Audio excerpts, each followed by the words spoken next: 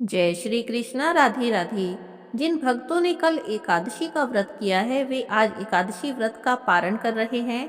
आज इस वीडियो में हम एकादशी व्रत पारण की कथा सुनेंगे और साथ ही में तुलसी माता की कहानी भी सुनेंगे।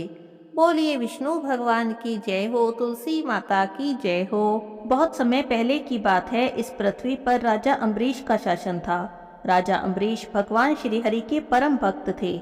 वे पृथ्वी के सातों द्वीप, अचल संपत्ति और अतुल ऐश्वर्य के शासक होने पर भी इन्हें सपने के समान मानते थे, क्योंकि जानते थे कि जिस धन और वैभव के लोभ में पड़कर मनुष्य घोर नरक में जाता है, वह केवल 4 दिन की चांदनी है। राजा अम्बरीश का भगवान श्री कृष्ण में और उनके प्रेमी साधुओं में परम प्रेम था। उन्होंने अपने मन को श्री कृष्ण के चरणों में, अपनी वाणी को भगवान के गुणों का गान करने में, अपने हाथों को भगवान श्री हरि के मंदिर मार्जन में और अपने कानों को भगवान की मंगलमयी कथा के श्रवण में लगा रखा था। उन्होंने अपने नेत्रों को श्री हरि के विग्रह और मंदिरों के दर्शन में लगा रखा था। उन्होंने अपनी नासिका को भगवान के चरण कमलों में चढ़ी श्रीमती तुलसी की दिव्य गंध में और अपनी जिह्वा को भगवान के प्रति अर्पित नैवेद्य प्रसाद में संलग्न कर रखा था। राजा अम्बरीश के पैर भगवान के क्षेत्र आदि की पैदल यात्रा करने में लगे रहते और वे सिर से भगवान श्री हरि के चरण कमलों की वंदना करते। इस प्रकार राजा अम्बरीश ने अपने सारे कर्म इंद्रियातीत भगवान के प्रति उन्हें सर्वात्मा और सर्वरूप समझकर समर्पित कर दिए थे और भगवत भक्त ब्राह्मणों की आज्ञा के अनुसार वे इस पृथ्वी का शासन करते थे। उन्होंने बड़ी बड़ी दक्षिणा वाले अनेकों अश्वमेघ यज्ञ करके यज्ञाधिपति भगवान की आराधना की। उनकी प्रजा महात्माओं के द्वारा गाए हुए भगवान के उत्तम चरित्रों का बहुत सम्मान करती थी। किसी समय बड़े प्रेम से श्रवण करती और किसी समय उनका गान करती। इस प्रकार उनके राज्य के मनुष्य देवताओं के अत्यंत प्यारे स्वर्ग की भी इच्छा नहीं करते थे। राजा अम्बरीश की अनन्य प्रेम भक्ति से प्रसन्न होकर भगवान ने उनकी रक्षा के लिए सुदर्शन चक्र को नियुक्त कर दिया, जो विरोधियों को भयभीत करने वाला और भगवत भक्तों की रक्षा करने वाला है।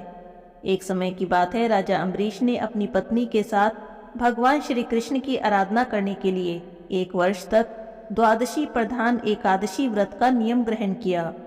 व्रत की समाप्ति होने पर कार्तिक महीने में उन्होंने 3 रात तक उपवास किया और एक दिन यमुना जी में स्नान करके भगवान श्री कृष्ण की पूजा की। उसके बाद पहले ब्राह्मणों को स्वादिष्ट और अत्यंत गुणकारी भोजन कराया। उन लोगों के घर 60 करोड़ गायें सुसज्जित करके भेज दी। जब ब्राह्मणों को सब कुछ मिल चुका, तब राजा ने उनसे आज्ञा लेकर व्रत का पारण करने की तैयारी की। अभी राजा अम्बरीश पारण की तैयारी ही कर रहे थे कि तभी दुर्वासा ऋषि वहां पर आ गए। राजा अम्बरीश उन्हें देखते ही उठकर खड़े हो गए, उन्हें आसन देकर बैठाया और विविध सामग्रियों से उनके चरणों में प्रणाम किया और उनसे भोजन की प्रार्थना की। ऋषि दुर्वासा ने राजा अम्बरीश की प्रार्थना स्वीकार कर ली और इसके बाद आवश्यक कर्मों से निवृत्त होने के लिए वे नदी तट पर चले गए। वे ब्रह्म का ध्यान करते हुए यमुना के पवित्र जल में स्नान करने लगे। इधर द्वादशी केवल घड़ी भर शेष रह गई थी। अब राजा अम्बरीश धर्म संकट में पड़ गए। उन्होंने ब्राह्मणों से परामर्श किया और कहने लगे, हे ब्राह्मण देवताओं, ब्राह्मण को बिना भोजन कराए स्वयं खा लेना और द्वादशी रहते पारण न करना, दोनों में ही दोष है। इसीलिए इस समय जैसा करने से मेरी भलाई हो और मुझे पाप भी न लगे, ऐसा काम करना चाहिए। तब ब्राह्मणों के साथ विचार करके कहने लगे, हे ब्राह्मणों, श्रुतियों में कहा गया है कि जल पी लेना भोजन करना है भी और नहीं भी। इसीलिए इस समय मैं केवल जल से पारण कर लेता हूँ। और ऐसा निश्चय करके मन ही मन भगवान का चिंतन करते हुए राज ऋषि अम्बरीश ने जल पी लिया और फिर दुर्वासा जी के आने की बाट देखने लगे। दुर्वासा जी आवश्यक कर्मों से निवृत्त होकर यमुना तट से लौट आई। जब राजा ने आगे बढ़कर उनका अभिनंदन किया, तब उन्होंने अपने तेज से जान लिया कि राजा ने एकादशी व्रत का पारण कर लिया है।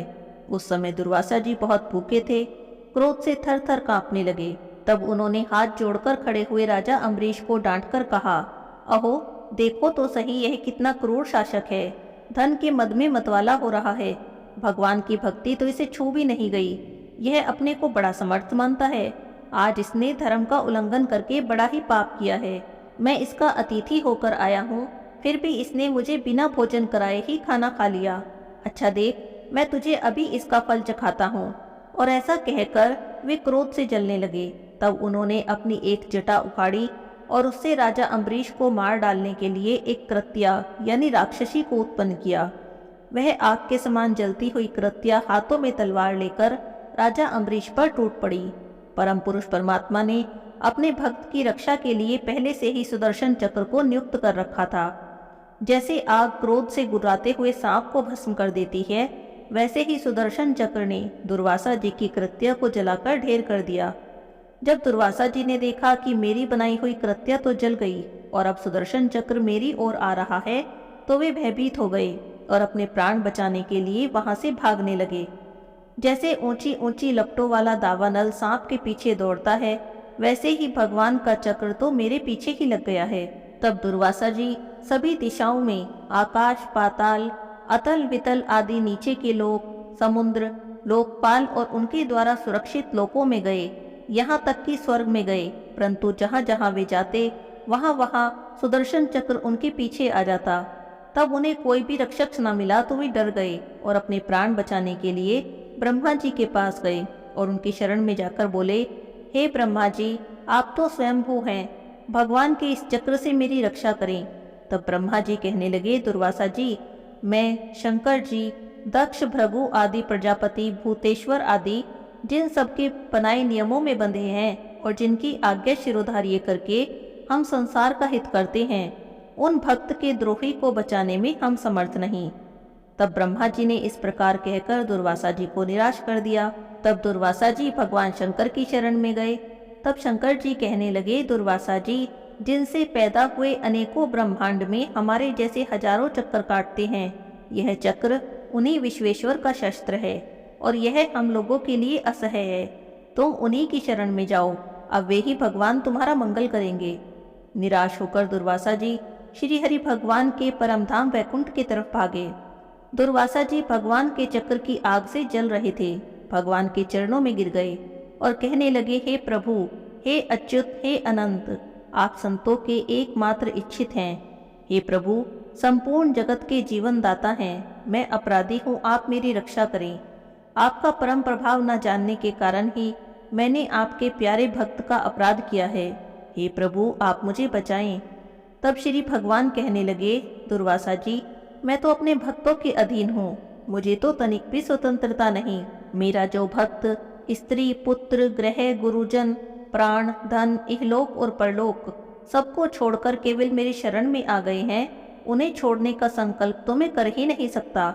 इसमें कोई संदेह नहीं कि ब्राह्मणों के लिए तपस्या और विद्या परम कल्याण के साधन हैं, परंतु यदि ब्राह्मण उद्दंड और अन्यायी हो जाएं, तो वे दोनों ही उल्टा फल देते हैं।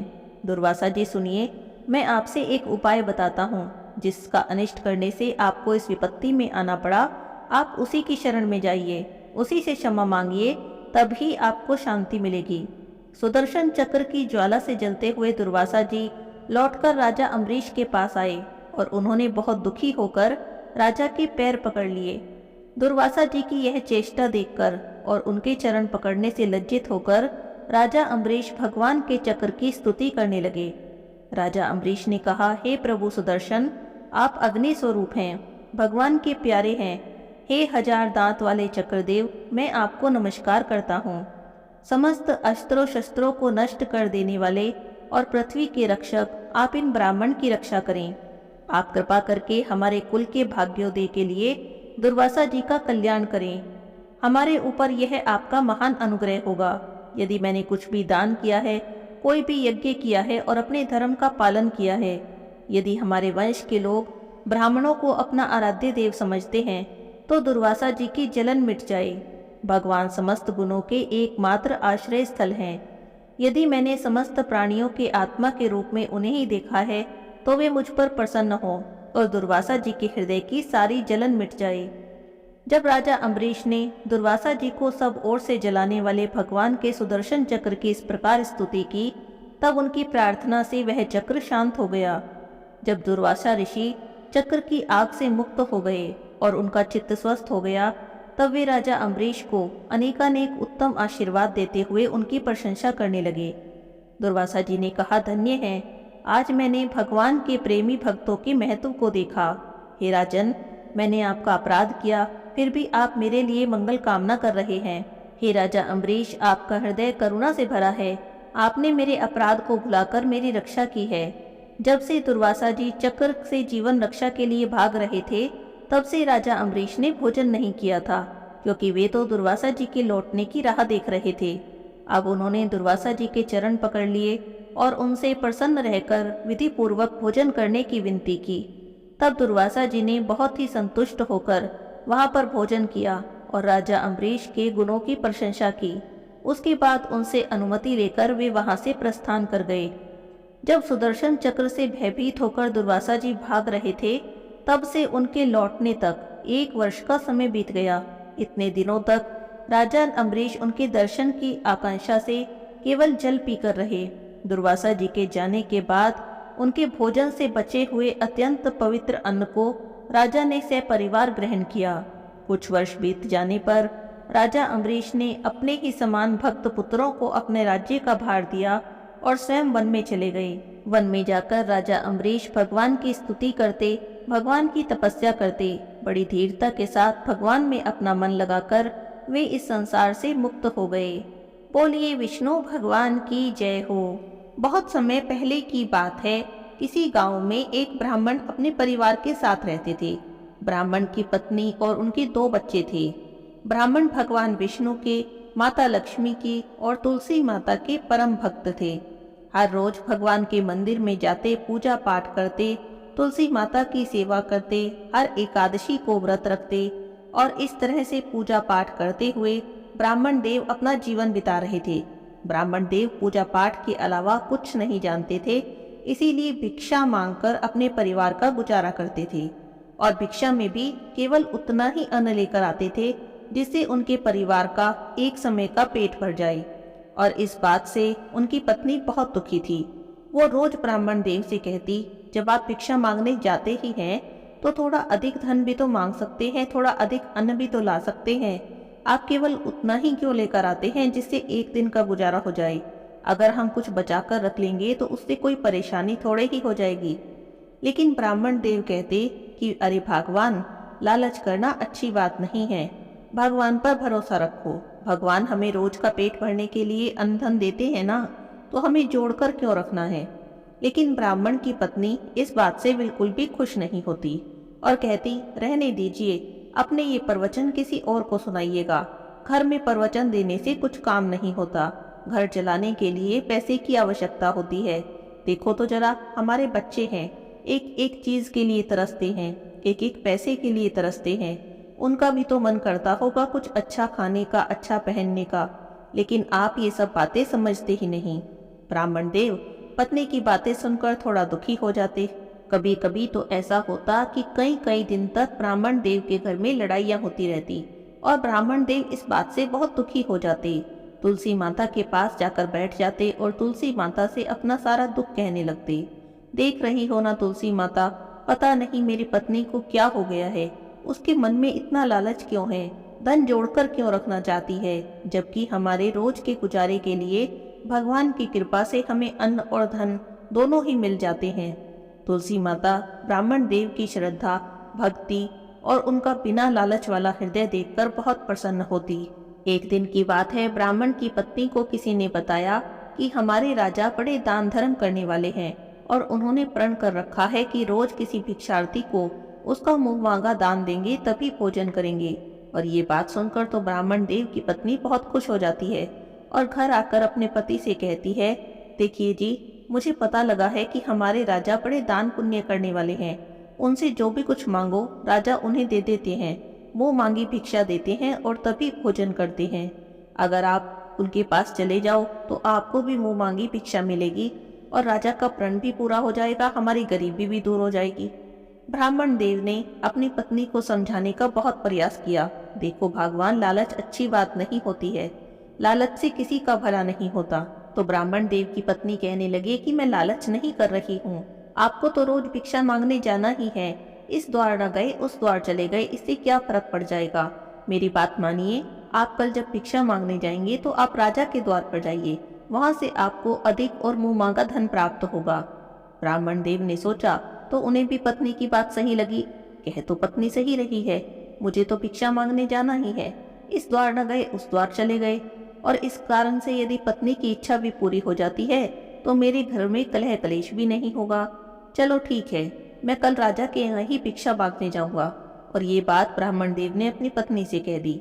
अब तो पत्नी खुश हो गई। अगले दिन सुबह सवेरे ब्राह्मण देव ने मंदिर में जाकर भगवान विष्णु की पूजा की, तुलसी देवी की पूजा की, तुलसी देवी की परिक्रमा की, आरती की, हाथ जोड़कर तुलसी माता से प्रार्थना करने लगे, हे तुलसी माता, मुझ पर सदा ही अपनी कृपा बनाए रखना। और उसके बाद चल दिए भिक्षाटन पर। ब्राह्मण देव ने अपनी पत्नी को वचन दिया था कि कल मैं राजा के यहाँ भिक्षा मांगने जाऊंगा, तो सीधा पहुंचे महल के द्वार पर और वहां जाकर द्वारपाल से कहने लगे कि मुझे महाराज से मिलना है। द्वारपाल कहने लगा कि महाराज तो अभी महल में नहीं हैं, कल आएंगे तो आप कल आकर महाराज से मिल लेना। ब्राह्मण देव खाली हाथ ही महल से वापस आ गए। ब्राह्मण देव को आया देखा तो पत्नी दौड़कर अंदर से बाहर आई और पूछने लगी, क्या हुआ, क्या मिला, क्या दिया राजा ने भिक्षा में? तो ब्राह्मण देव कहने लगे, अरे भाग्यवान, जरा मुझे सांस तो लेने दे। देख, आज मैं राजा के द्वार पर भिक्षा मांगने गया था, लेकिन राजा महल में नहीं थे। तो पत्नी को सुनकर थोड़ा दुख तो हुआ, लेकिन फिर भी सोचने लगी, राजा है, 100 काम होते हैं, कहीं चले गए होंगे। कोई बात नहीं, आप कल फिर भिक्षा मांगने जाना। ब्राह्मण देव ने सोचा, चलो आज की बात तो टल गई। अगले दिन सुबह सुबह ब्राह्मण देव फिर अपनी पूजा पाठ करके फिर से महल के द्वार पर पहुंच गए। तो द्वारपाल कहने लगा कि राजा जी तो अभी भी महल में नहीं आए हैं और आप कल आ जाना। अब ब्राह्मण देव ने सोचा कि देखो तो जरा, यही होती है किस्मत, राजा के महल के द्वार आकर भी राजा से मुलाकात नहीं हो पा रही है, राजा मिल नहीं पा रहे हैं। खैर, ब्राह्मण देव तो अपने घर पर आ गए। घर आकर पत्नी को फिर से बता दिया कि राजा जी नहीं मिले। अब तो पत्नी भी अपनी किस्मत को कोसने लगी, देखो तो जरा, हमारी किस्मत में तो ऐसा लगता है कुछ है ही नहीं। फिर भी बोली, कोई बात नहीं, आप कल फिर जाना। ब्राह्मण देव अगले दिन सुबह सवेरे उठे, स्नान किया, पूजा पाठ की और फिर से चल दिए महल की तरफ। महल पर पहुंचकर द्वारपाल से कहने लगे कि क्या राजा जी आ गए हैं? तो द्वारपाल ने कहा कि हाँ, राजा जी तो अपने महल में आ गए हैं, अब मैं आपकी अभी उनसे मुलाकात करा देता हूँ। और ऐसा कहकर द्वारपाल ब्राह्मण देव को राजा के पास ले गया। राजा ने ब्राह्मण देव को आया देखा तो अपने आसन से उठ खड़ा हुआ। उसने ब्राह्मण देव को प्रणाम किया और पूछने लगा, आइए ब्राह्मण देव, बताइए मैं आपके लिए क्या कर सकता हूँ, किस प्रकार से आपकी सहायता कर सकता हूँ? तो ब्राह्मण देव कहने लगे कि राजन, मैंने सुना है कि आपने प्रण लिया है कि आप एक भिक्षार्थी को उसका मुंह मांगा दान देते हैं और उसी के बाद भोजन करते हैं, तो मैं दान की इच्छा से आपके पास आया हूँ। तो राजा तो ये बात सुनकर बहुत खुश हो गए। सामने से कोई दान मांगने आया है तो राजा को और क्या चाहिए। राजा कहने लगे, हाँ हाँ, कहिए ब्राह्मण देव, आपकी क्या इच्छा है, मैं आपको आपका मुंह मांगा दान दूंगा। तो ब्राह्मण देव कहने लगे कि महाराज, मेरी इच्छा है कि आप मुझे दान में अपनी मेहनत की कमाई के 4 पैसे दे दें। अब राजा ने सुना तो राजा हैरान रह गया, मंत्रियों ने सुना तो मंत्री भी हैरान रह गए, क्योंकि राजकोष तो धन से भरा हुआ था, लेकिन उसमें राजा की मेहनत की कमाई कहाँ थी? वो तो प्रजा से कर के रूप में वसूला गया था और तरीके से धन कमाया गया था, उसमें राजा की मेहनत की तो कमाई जरा भी नहीं थी, 1 पैसा भी नहीं था। राजा सोच में पड़ गया, ये तो बड़ी अजीब भिक्षा मांग ली ब्राह्मण देव ने, अब मैं क्या करूं? कुछ देर सोचकर राजा ने ब्राह्मण देव से कहा, ठीक है ब्राह्मण देव, मैंने प्रण किया है कि भिक्षार्थी को उसका मुंह मांगा दान देता हूँ। मैं आपको भी आपका मुंह मांगा दान ही दूंगा, लेकिन उसके लिए मुझे समय चाहिए, क्योंकि मेरे राजकोष में मेरी मेहनत की कमाई का 1 पैसा भी नहीं है। ब्राह्मण देव, राजा ने जब ऐसा कहा तो खुश हो गए और खुशी खुशी अपने घर पर वापस आ गए। आते ही पत्नी ने पूछा, बताइए क्या राजा जी से मुलाकात हुई, राजा जी मिले और राजा जी ने भिक्षा में क्या दिया? तो कहने लगे कि राजा ने 2 दिन का समय मांगा है और मुझे 2 दिन के बाद बुलाया है। अब तो ब्राह्मण देव की पत्नी बहुत ज्यादा खुश हो गई। राजा जी ने 2 दिन का समय मांगा है, इसका मतलब बहुत सारी भिक्षा देंगे। अब तो खुशी खुशी अपने घर का सारा काम करने लगी, खुशी खुशी नाचती गाती जा रही थी। तो ब्राह्मण देव भी अपनी पत्नी को देखकर मन ही मन बहुत खुश हो रहे थे। सोच रहे थे, चलो कम से कम आज तो ये खुश हुई, उधर महल में राजा ने अपने महंगे कपड़े, सारे आभूषण तो उतार कर रख दिए और साधारण से मजदूरों वाले कपड़े पहन लिए और महल से बाहर जाने लगे। तभी रानी ने देख लिया और पूछने लगी, महाराज, आपने ये ऐसा भेष क्यों बनाया है और आप ऐसे भेष में कहाँ जा रहे हैं? तो राजा जी ने अपनी रानी से ब्राह्मण देव वाली सारी बात कह दी और कहने लगे, मुझे अपनी मेहनत की कमाई के 4 पैसे कमाने हैं। मैंने 2 दिन का समय मांगा है, बस उसी के लिए जा रहा हूँ। तो रानी कहने लगी, महाराज, अगर आप मेहनत की कमाई करने जा ही रहे हैं तो मैं भी आपके साथ चलूंगी। राजा ने बहुत मना किया, नहीं रानी, मैं मेहनत करने जा रहा हूँ, आपसे ये काम नहीं होगा। आप तो महलों में रहने वाली हो, आपको काम करने की आदत नहीं है, आपके चारों तरफ तो दास दासियां घूमते रहते हैं। लेकिन रानी नहीं मानी। नहीं महाराज, जहाँ आप वहाँ मैं। पत्नी का तो धर्म होता है पति के पीछे पीछे चलना, तो मैं तो आपके साथ ही चलूंगी। जब रानी बहुत जिद करने लगी तो राजा जी मान गए। अब रानी ने भी साधारण सी साड़ी पहन ली, सारे गहने उतार कर रख दिए, सुंदर सुंदर जो कपड़े पहन रखे थे वो भी उतार कर रख दिए। दोनों राजा रानी महल से निकलकर चल दिए मेहनत की कमाई के 4 पैसे कमाने के लिए। अब अचानक से तो किसी को काम नहीं मिलता, तो राजा ने सोचा, क्यों ना मैं आवाज लगा लगा कर काम मांग लेता हूँ। तो राजा गलियों में घूमता रहा और आवाज लगाता रहा, अगर किसी को काम करने वाले की जरूरत हो तो मैं उसके लिए काम कर सकता हूँ, कोई मुझे काम पर रख लो, कोई हमें काम पर रख लो। और इस तरह की आवाज लगाते लगाते गलियों में घूम रहा था। वहीं पर एक लकड़ी का सामान बनाने वाले की दुकान थी। उसका नौकर 3-4 दिन से छुट्टी पर गया था, काम बहुत था, अकेले से हो नहीं रहा था। तो उसने सोचा, जब तक मेरा नौकर नहीं आ जाता, क्यों ना मैं इस आदमी को ही काम पर रख लूं, इसे काम की जरूरत भी है, मुझे आदमी की जरूरत है। तो उसने राजा को आवाज लगाई, अरे भाई सुनो, क्या तुम काम की तलाश कर रहे हो? मैं तुम्हें काम दे सकता हूँ, तुम मेरे यहाँ लकड़ी काटने का काम कर लेना और उसके बदले में मैं तुम्हें 1 पैसा दूंगा। अब राजा ने सुना तो खुश हो गया, चलो काम की शुरुआत तो हुई। राजा ने कहा, ठीक है, मैं तुम जो कहोगे वही काम करूंगा। तो राजा कहने लगा, अरे भाई सुनो, क्या तुम मेरी पत्नी को भी कुछ काम दे सकते हो? ये भी मेरे साथ ही आई है और हमें पैसे की जरूरत है, तो हम दोनों ही काम करना चाहते हैं। अब लकड़ी बनाने वाला सोचने लगा कि मैं इस औरत को क्या काम दूं, क्योंकि मेरे यहाँ तो सारा काम मेहनत का है। फिर कहने लगा, अच्छा ठीक है, अगर तुम्हें काम की जरूरत है तो तुम एक काम करो, मेरे घर चले जाओ और वहां जाकर चूल्हे चौके का, बर्तन भांडे का काम कर लेना। अब रानी ने सुना तो एक बार तो चौंक गई, क्योंकि उसने तो कभी काम किया नहीं था। फिर भी राजा जी के साथ काम करने आई थी तो काम तो करना ही था। कहने लगी, ठीक है। तो ऐसा कहकर रानी उस लकड़ी का सामान बनाने वाले के घर चली गई। अब राजा और रानी दोनों अपना अपना काम करने लगे।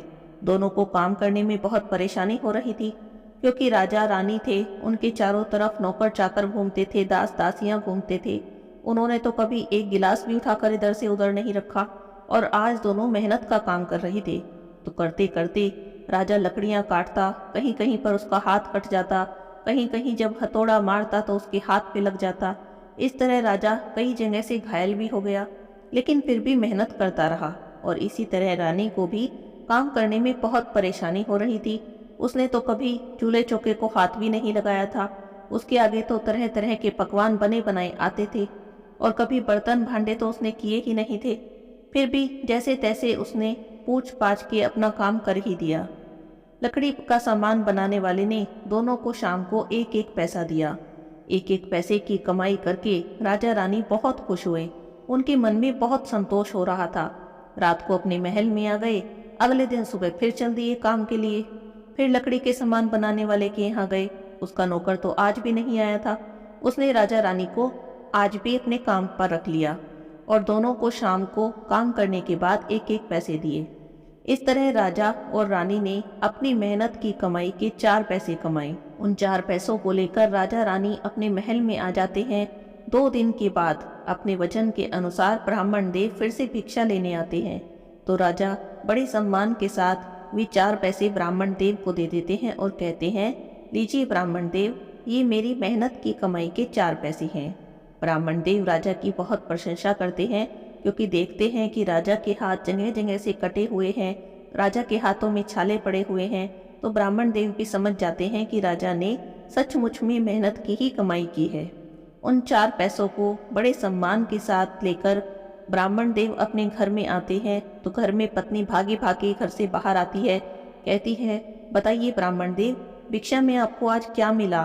क्या वहाँ है सारा सामान?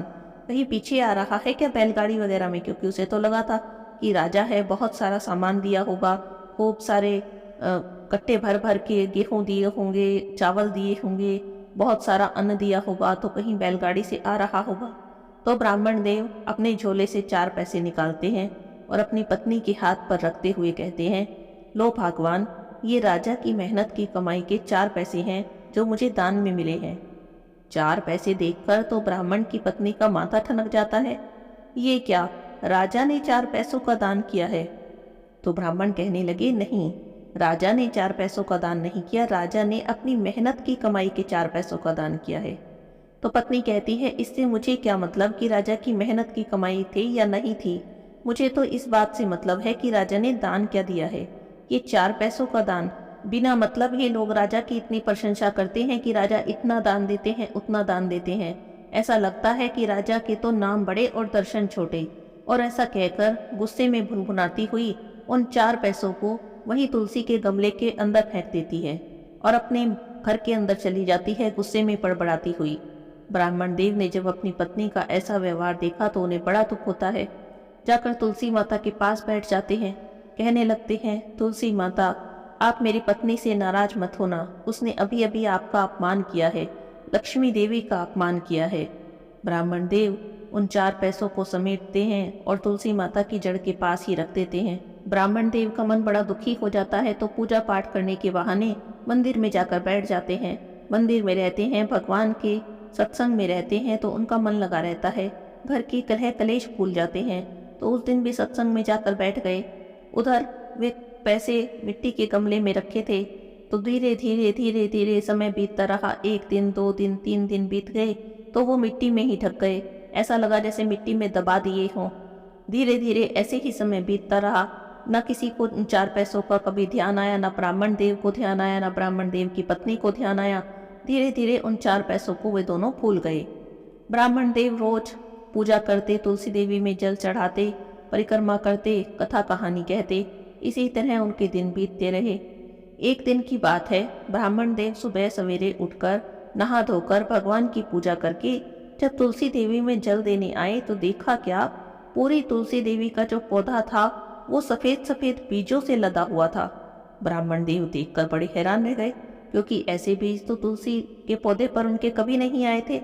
उन्होंने सोचा, लगता है ये कोई विशेष तुलसी का पौधा है जिस पर इतने सुंदर सुंदर बीज आए हैं। उन्होंने अपनी पत्नी को बुलाया। पत्नी भी देखकर बड़ी खुश हो गई कि भाई ये तो कुछ अजीब ही चमत्कार सा हो गया है। मैंने तो कहीं नहीं देखा तुलसी के पौधे पर ऐसे सफेद सफेद बीज आए हों। उन बीजों से तुलसी का पौधा ही नहीं, तुलसी का गमला भी पूरी तरह से भरा हुआ था। ब्राह्मणी ने सारे बीज इकट्ठा किए, घर के अंदर रख दिए। अब रोज सुबह सवेरे जब भी ब्राह्मण देव पूजा करने आते तो तुलसी का गमला, तुलसी का पौधा उन सफेद बीजों से भरा हुआ होता। ब्राह्मणी रोज उन्हें समेटकर घर के अंदर रख देती। एक दिन की बात है, ब्राह्मणी को सब्जी लेनी थी। सब्जी वाली घर के बाहर खड़ी आवाज लगा रही थी, लेकिन ब्राह्मणी के पास सब्जी लेने के लिए 1 पैसा भी नहीं था। तो सब्जी वाली से कहने लगी, देखो बहन, मेरे पास तो सब्जी लेने के लिए पैसे नहीं हैं और सब्जी मुझे लेनी है क्योंकि मेरे घर में बनाने को भी कुछ नहीं है। अगर तुम मुझे उधार दे दो, मैं तुम्हें किसी और दिन पैसे दे दूंगी। तो सब्जी वाली कहने लगी, देखो बहन, उधार मैं देती नहीं हूँ। अगर तुम्हारे पास पैसे नहीं हैं तो कोई और चीज के बदले में मुझसे सब्जी ले लो। अब ब्राह्मणी सोचने लगी अपने मन में, मेरे घर में ऐसी क्या चीज है जिसके बदले में मैं सब्जी ले सकती हूँ। सोचते सोचते उसके मन में उन्हीं बीजों का ध्यान आ गया। उसने सोचा, मेरे घर में तो बहुत सारे बीज इकट्ठा हो रहे हैं, अगर मैं इसे बीज दे दूं तो हो सकता है उनके बदले ये थोड़ी सब्जी दे दे। अब ब्राह्मणी अपने घर के अंदर गई, कटोरा भरकर बीज लेकर आई और बोली, देखो बहन, तुम इन बीजों के बदले में मुझे आज के लिए सब्जी दे दो। सब्जी वाली ने बीजों को हाथ लगाकर देखा तो हैरान रह गई, क्योंकि वो बीज नहीं बल्कि मोती थे, जिसके बारे में ब्राह्मण ब्राह्मणी को कुछ भी पता नहीं था। मोती तो बहुत कीमती होते हैं, लेकिन ब्राह्मण ब्राह्मणी तो उन्हें कोई साधारण बीज समझ रहे थे। सब्जी वाली पारखी थी, देखते ही समझ गई ये तो बहुमूल्य मोती हैं। कहने लगी, हाँ हाँ बहन, कोई बात नहीं, तुम इन बीजों के बदले मुझसे सब्जी ले लो। और ऐसा कहकर उसने ब्राह्मणी को जो सब्जी चाहिए थी वो दे दी। अब तो रोज ऐसा ही होने लगा। रोज सब्जी वाली आती, उन बीजों के बदले में सब्जी देकर चली जाती। बल्कि इतना ही नहीं, ब्राह्मणी को अगर और भी कुछ सामान लेना होता, राशन पानी लेना होता, तो भी ब्राह्मणी बीजों के बदले में राशन पानी ले आती। अब ब्राह्मणी भी खुश हो गई कि चलो, ये बीज मेरे किसी काम तो आ रहे हैं, मेरे घर का खर्चा ही चल रहा है, मेरे घर में खाने को राशन पानी, सब्जी तरकारी ये सब ही आ रहे हैं। ऐसा करते करते ब्राह्मण देव की ब्राह्मणी के दिन बीत रहे थे। उधर राजा महल में बहुत परेशान रहने लगे, क्योंकि राजा के महल में बहुत सारे हंस रहते थे और राजा के महल में जो हंस रहते थे रोज मोती चुगते थे। राजा उन्हें मोती दान करते थे। अब मोती चुगते थे, धीरे धीरे मोती खत्म हो रहे थे। राजा और मोती खरीदते तो राजकोष भी खाली हो रहा था। करते करते पूरा राजकोष खाली हो गया। अब राजा के महल में जो हंस थे उन्हें मोती मिलने भी बंद हो गए, वे भी भूखे रहने लगे। राजा को ये सब देखकर बहुत दुख हुआ, तो राजा अपनी रानी से कहने लगे, रानी देखो, हमारा तो सारा धन समाप्त हो गया है, हमारे हंसों को भी मोती चुगने के लिए हमारे पास मोती नहीं है। हमें कहीं से धन का इंतजाम करना होगा, धन कमाना होगा, जिससे कि हम मोती खरीद सकें और हमारे हंस भूखे न मर जाएं। अब रानी को भी ये बात अच्छी लगी, तो कहने लगी, राजा जी ठीक है, चलिए हम दोनों कहीं पर काम कर लेते हैं, वहां से हमें कुछ पैसे मिलेंगे, उन्हीं से हम कुछ मोती खरीद लिया करेंगे। अब राजा रानी दोनों ने साधारण से कपड़े पहने और जल्दी काम की तलाश में चलते चलते कलियों से जा रहे थे। तभी ब्राह्मण देव से उनकी मुलाकात हो गई। ब्राह्मण देव ने तो राजा को देखते ही पहचान लिया और कहने लगे, राजा जी आप यहाँ कैसे, और ये आपने कैसे कपड़े पहन रखे हैं। तो राजा ने ब्राह्मण देव को सारी बात बता दी कि कैसे हमारा राजकोष खाली हो गया है और मोती खरीदने के लिए भी हमारे पास पैसे नहीं हैं, हमारे महल में हंस भूखे मरे जा रहे हैं। तो ब्राह्मण देव कहने लगे, राजा जी मेरे पास मोती तो नहीं है, लेकिन मेरे घर में कुछ बीज हैं, जिनके बदले में हम अपना राशन पानी लाते हैं, सब्जी तरकारी खरीद लेते हैं।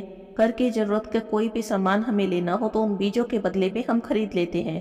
देख लीजिए, आपको भी उन बीजों के बदले में अगर मोती मिल जाएं तो आपके हंसों को चुगने के लिए मोती मिल जाएंगे, वो भूखे नहीं मरेंगे। राजा ने सुना तो राजा को बहुत अटपटा सा लगा कि बीजों के बदले घर का सारा सामान आ जाता है, लेकिन ब्राह्मण देव कह रहे हैं तो सच ही होगा। और इतना सोचकर राजा ब्राह्मण देव के साथ ब्राह्मण देव के घर चले गए। देखा तो वहां पर तो बीजों का ढेर लगा हुआ था। राजा ने बीज हाथ में लेकर देखे तो राजा भी हैरान रह गया, क्योंकि राजा को तो सब पता था, क्या सोना है, क्या चांदी है, क्या मोती है, क्या हीरे हैं। तो उसने तो एकदम से पहचान लिया, ये कोई बीज नहीं, ये तो मोती हैं। तो ब्राह्मण देव से कहने लगे, ब्राह्मण देव आपके घर में ये इतने सारे बीज आए कहाँ से। तो ब्राह्मण देव ने कहा कि देखिए, मेरे आंगन में ये तुलसी का पौधा लगा है। सुबह सवेरे जब मैं पूजा करने जाता हूँ तो तुलसी के पौधे पर पूरी तरह से बीज लगे होते हैं, और इतना ही नहीं, आसपास भी सारे में ये बीज बिखरे रहते हैं, इन्हें समेटकर हम अंदर रख लेते हैं। तो राजा कहने लगा, ब्राह्मण देव आप तो बहुत भोले हैं, ये कोई साधारण बीज नहीं है, बल्कि बहुमूल्य मोती है, और इन्हीं को तो हम अपने हंसों को खिलाते हैं, ऐसे ही मोती तो हंस चुगते हैं। ब्राह्मण देव ने सुना तो वो भी हैरान, ब्राह्मणी ने सुना तो उसकी भी आंखें पटी की पटी रह गई। अरे ये बहुमूल्य मोती है, तभी इनके बदले मुझे घर का इतना सारा सामान मिल जाता है।